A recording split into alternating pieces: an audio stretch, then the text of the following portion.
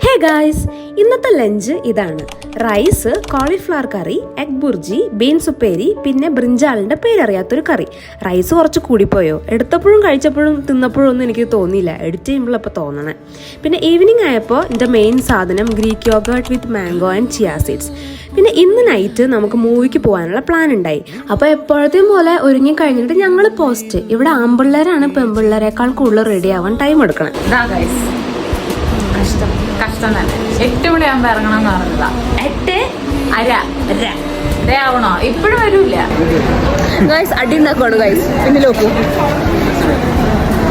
എല്ലാവരും കാണുന്നുണ്ടല്ലോ അല്ലേ? എവിടെ പോയാലും ഇതാ അവസ്ഥ. പിന്നെ അടി ഉണ്ടാക്കണം ഗൈസ്.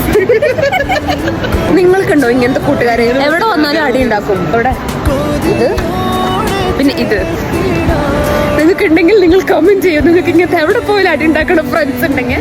അപ്പോൾ ഡിന്നർ ഡേ പുറത്തുനിന്ന് ഇതാണ് കഴിച്ചത്. ഇത് മൊത്തം ഞാൻ കഴിച്ചില്ല കേട്ടോ. ഇത് രണ്ടുപേരും കൂടി ഷെയർ ചെയ്തതാണ്. അപ്പോൾ ഇതിൻ്റെ ഹാഫ് പോർഷനേ ഞാൻ കഴിച്ചിട്ടുള്ളൂ. ഒരു 2 മോമോസ്, കുറച്ച് നൂഡിൽസ്.